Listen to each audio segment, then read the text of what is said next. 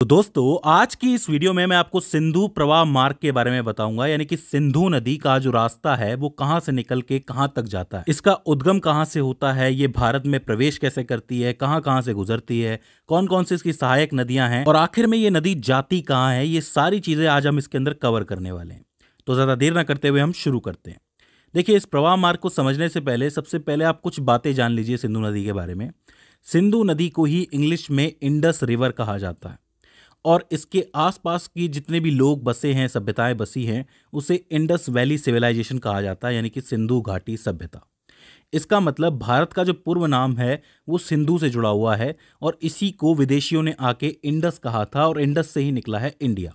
तो कहीं ना कहीं ये नदी हमारी पहचान से जुड़ी हुई है, तो यहीं पे इसका महत्व बढ़ जाता है।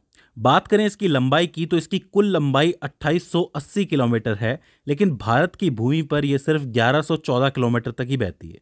मतलब इसका 1114 किलोमीटर का एरिया है जो भारत की भूमि पर बहता है, बाकी वैसे इसकी लंबाई 2880 किलोमीटर है। अब ये इतनी लंबी नदी है, इसीलिए ये दुनिया की सबसे बड़ी नदी घाटियों में से एक मानी जाती है। मैं आपको बता दूं कि सिंधु नदी का जो कुल क्षेत्र है वो 11,65,000 वर्ग किलोमीटर के अंदर फैला हुआ है। तो ये बहुत बड़ी घाटी है। ठीक है, अब हम नक्शे से समझने की कोशिश करते हैं कि इसका उद्गम स्थल क्या है। तो देखो, ये नक्शा आपके सामने है। इस नक्शे में आपको लद्दाख नजर आएगा, जम्मू कश्मीर नजर आएगा, अक्साई चीन नजर आएगा, पाकिस्तान ऑक्यूपाइड कश्मीर जिसको पीओके आप कहते हो वो नजर आएगा, बाकी का पाकिस्तान नजर आएगा और इधर साइड में तिब्बत नजर आएगा। तिब्बत आज की तारीख में चाइना का भाग है। इस तिब्बत के अंदर ही एक पर्वत है कैलाश मानसरोवर और उसी के पास एक झील है जिसको कहते हैं मानसरोवर झील।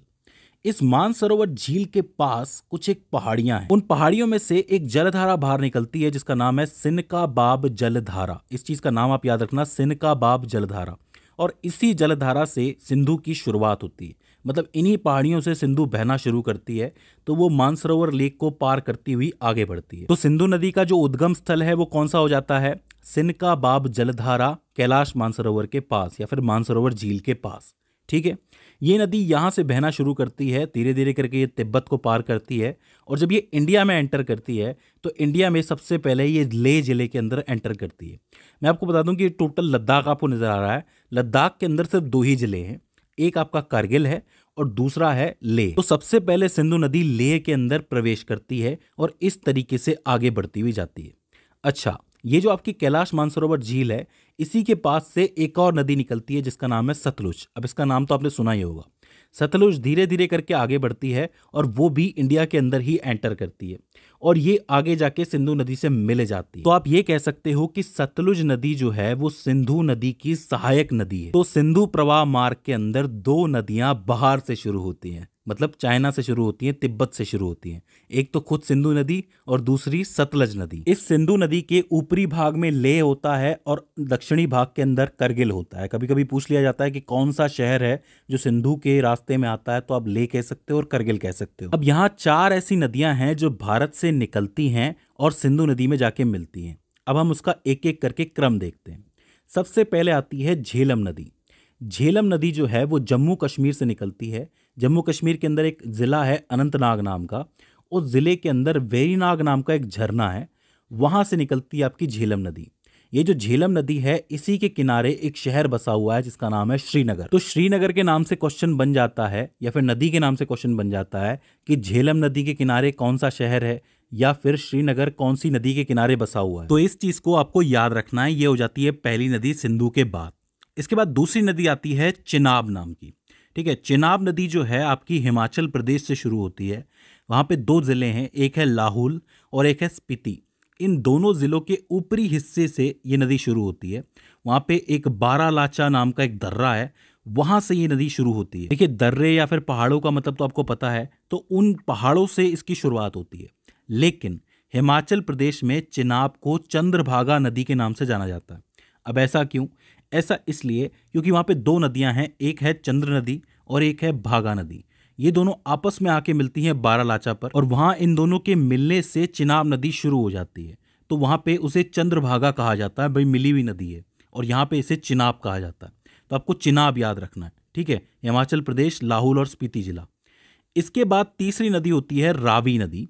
रावी नदी भी हिमाचल प्रदेश से निकलती है। वो कांगड़ा जिले से निकलती है, जहाँ पे रोहतांग दर्रा है। जैसे ऊपर बारालाचा दर्रा था, वैसे यहाँ पे रोहतांग दर्रा है और यहां से निकलती है आपकी रावी नदी। इस नदी से एक सवाल और बनता है कि रावी नदी के किनारे कौन सा शहर बसा हुआ है, तो आप लिखेंगे लाहौर शहर। लाहौर शहर फिलहाल पाकिस्तानी पंजाब के अंदर है, तो आपसे पूछ लिया जाता है ये चीज। ये हो जाती है आपकी तीसरी सहायक नदी। इसके बाद आती है आपकी व्यास नदी, जो कि निकलती है हिमाचल प्रदेश से। वो भी निकलती है आपके रोहतांग दर्रे से ही निकलती है।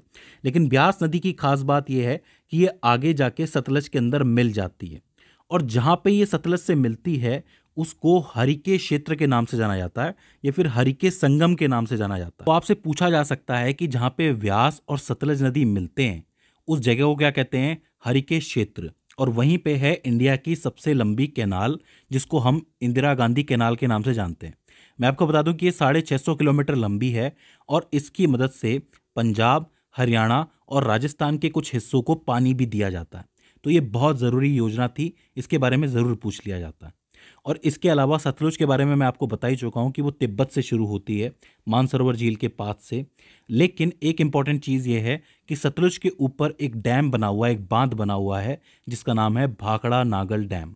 पूछ लिया जाता है। तो सिंधु नदी के बाद की जो 5 नदियां हैं उनका क्रम ये है: झेलम, चिनाब, रावी, व्यास और सतलज। इसमें से सतलज ही है जो इंडिया के बाहर से आ रही है, बाकी खुद सिंधु भी इंडिया के बाहर से आ रही है। तो ये क्रम आपको याद रखना है, इस क्रम से आपको सारी चीजें क्लियर हो जाएंगी। अब यहाँ पे कुछ एक जरूरी बातें हैं जो आपको जान लेनी चाहिए कि जो आपकी चिनाब नदी है, आप एक चीज देखेंगे कि चिनाब नदी में चारों नदियां आपस में मिल रही हैं आके, और लास्ट में चिनाब नदी जो है सिंधु नदी में मिल जाती है। तो आप ये कह सकते हो कि चिनाब नदी जो है वो सिंधु नदी की सबसे लंबी सहायक नदी है। ये एक इंपॉर्टेंट पॉइंट है, पूछा जाता है, इसको जरूर लिख लेना कि सबसे लंबी सहायक नदी कौन सी है, तो आप लिखेंगे चिनाब नदी है। ठीक है। और टोटल मिलाकर के ये जो सिंधु नदी है जाकर के अरब सागर में गिरती है। तो इसका उद्गम तिब्बत में होता है, और ये खत्म कहाँ जाके होती है? अरब सागर में होती है, वहां चली जाती है। कुल मिला के ये 3 देशों से होकर गुजरती है। सबसे पहले चीन, उसके बाद भारत, और फिर पाकिस्तान। इसके अलावा 1960 में सिंधु जल समझौता भी हुआ था, जो कि सिंधु और बाकी बची 5 नदियों के पानी के लिए था, जो इंडिया और पाकिस्तान के बीच हुआ था कि इन 6 नदी के पानी का किस तरीके से इस्तेमाल करना है। तो इसमें जवाहरलाल नेहरू और अयूब खान दोनों शामिल थे, और उन्होंने दस्तखत किए थे। इसके मुताबिक जो 3 नदियां ऊपर की हैं, सिंधु, झेलम और चिनाब, उनका 80% तक पानी जो है पाकिस्तान के पास जाएगा, और जो बाकी 3 नदियां हैं, रावी, व्यास और सतलज, उसका 80% तक पानी जो है वो भारत के पास आएगा। तो दोस्तों ये हो जाता है सिंधु प्रवाह मार्ग। आई होप आपको समझ में आया होगा, कि आपको सारी जगहें भी समझ में आई होंगी, और किस तरीके से कौन सी नदी कहाँ निकल के कहाँ जा रही है, ये बात भी आपको समझ में आई होगी। अगर इसके बाद भी इसके अंदर आपको कोई क्वेरी आती है, कोई दिक्कत आती है, तो आप हमें कमेंट सेक्शन में बता सकते हैं। तो दोस्तों आज की इस वीडियो के अंदर बस इतना ही। See you in the next one.